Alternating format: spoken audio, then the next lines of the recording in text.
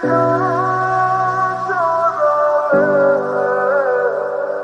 আসসালামু আলাইকুম। স্যার আজকে আপনার আসতে তো দেরি হলো। কই, আমি তো ঠিক সময় আসছি। না, আজকে আপনার দেরি হয়েছে। আমার 5টায় আসার কথা, 4:58 বাজে। আপনি শুধু আপনার রাস্তায় দেখলেন, কিছু মানুষের অপেক্ষা দেখলেন না। বুঝলাম না। কিছু না, চলেন ভেতরে। হিমি, জি স্যার, আমি কখন থেকে আপনার জন্য অপেক্ষা করছি। আপনি আসবেন আর আমি আপনাকে দেখবো। সরি, পরে দেবো। বুঝাও।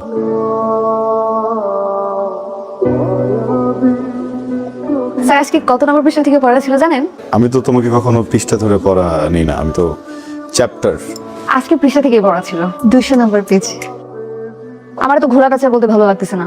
এই বইয়ের ভিতরে একটা চিঠি আছে, ওই চিঠিটা আপনি পড়বেন। আর চিঠিটা পড়বেন, পড়ার পর আমাকে জানাবেন। আর যদি আপনি অ্যাভয়েড করেন তাহলে আমি একটা উল্টাপাল্টা কিছু করে ফেলবো। স্যার, আমি জানি আমি ছোট, আপনি আমাকে ছোট বলে আমার অনুভূতিগুলোকে উড়িয়ে দিতে পারেন, সেটা বড় বিষয় না। আমি আপনাকে ভালোবাসি স্যার, প্লিজ অ্যাকসেপ্ট মাই লাভ। এই, তোর হাতে কি বলিস না? কিছু না মানে কিছু না মানে মুখের উপরে একটা চাপতে আসিস কেন? এটা আমি বলছি যে না না মানে ভাই, আমার একটা মাত্র মেয়ে, ওরে প্রাইভেট পড়ানোর জন্য বাসায় মাস্টার রাখলাম। আমি তো বাড়ি থাকি না, এই সুযোগে মাস্টার আমার মেয়েরে প্রপোজ করছে। এটা তো ভাই ক্ষমা করা যাবে না ভাই। মন্ড চয় তোরে। রফিক সাহেব বসেন বসেন, প্লিজ বসেন। আমরা এখানে বসছি সমাধানের জন্য। ভাই, আপনারা সম্মানিত মানুষ, আমার তো মান সম্মান সব গেল, এর একটা সমাধান দিয়ে যান আপনারা। চিঠিটায় যা ছেলেটা লিখছে ভালো কিছু লেখে নাই, তবে একটা কথা চিঠিতে লেখা, আপনার মেয়েও কিন্তু ওকে একটা চিঠি দিছে, সেই জন্য আপনার মেয়েও কিন্তু দোষী। মান সম্মান তো আর ফিরে আনা যাবে না, একটা বিহিত আপনারা করে যান। রফিক সাহেব, আপনি কাজ করেন, আপনার মেয়েকে ওর সাথে বিয়ে দিয়ে দেন। চাচা, আমি মানি আমি একটা চিঠি দিছি, কিন্তু চিঠিটা তো একটা পুরো পৃষ্ঠা ছিল, অর্ধেকটা আপনাদের হাতে আর অর্ধেকটাতে আমার। স্যার, আপনি কি আমার উপরে এখন রেগে আছেন? দিকে থাকাটা কি অস্বাভাবিক? না স্যার। প্রয়োজনীয় কথা যদি না থাকে আমার সাথে কথা বলবা না, বোঝা গেছে? চুপচাপ এখানে সে ঘুমানো আছে ওদিকে। আপনি এখান থেকে যাবেন না, প্লিজ আপনি এখান থেকে যাবেন না। আমি এখান থেকে যাবো। না যাবো না, বলছি না যাবো।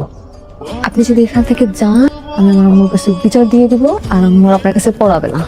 বউ হিসেবে আপনার একটা রিকোয়েস্ট করি, আগে বলেন আপনি এটা রাখবেন, মাথায় কসম দিয়ে বলেন রিকোয়েস্টটা রাখবেন। আরে কি করতে ছাড়ো, আমি আমি কসম পারি না, ছাড়ো। না না প্লিজ। কসম পারি না, ছাড়ো। না, কসম রাখবো। তোমার রিকোয়েস্ট বলো, রিকোয়েস্ট কি? আপনি আর ছাত্রী পড়াতে পারবেন না। মানে কি?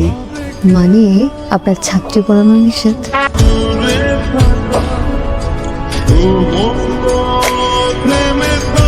কি নাম জানি তোমার? আবির না?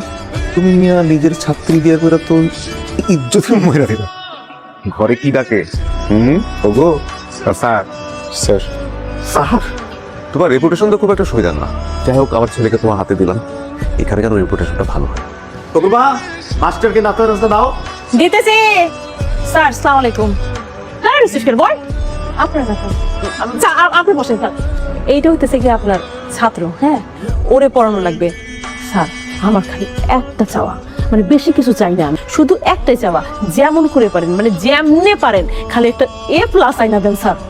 আপনারে 25,000 টাকা দিতে পারবো, 30,000 টাকা দিব স্যার। 30,000 টাকার বেশি দিয়ে আসলে দিতে পারবো না, শুধু ওরে পড়াবেন, ওরে যেমনে করে পারেন A+ আইনা দিবেন।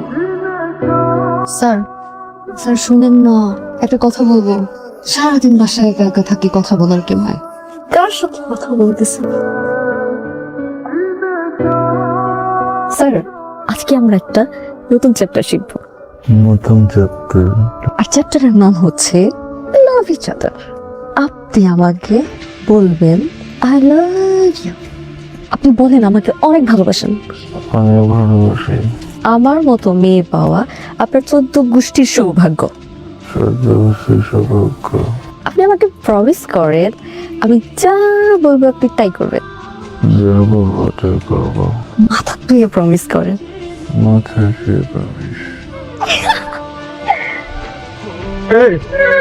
What is this? ঠিক আছে, তুমি আমার বউ, আমি তোমার হাজবেন্ড, আমি তো একটা ইন্ডিভিজুয়াল মানুষ, তাই না?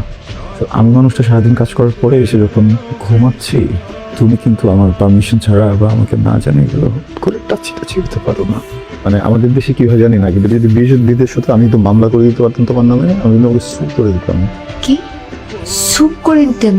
একটু আগে যে আপনি আমাকে বলছেন আই লাভ ইউ, তারপর বলছেন আমি তোমাকে ভালোবাসি, আর বলছেন আমি যা বলবো আপনি তাই করবেন, আর আমার মতো মেয়ে পাওয়া আপনার 14 গোষ্ঠীর সৌভাগ্য। আর এখন আপনি আমাকে বলতেছেন আমাকে সু করে উড়াই দেবেন। হাজবেন্ডকে কেউ মিথ্যা বলে এরকম? আপনার কোশ্চেন।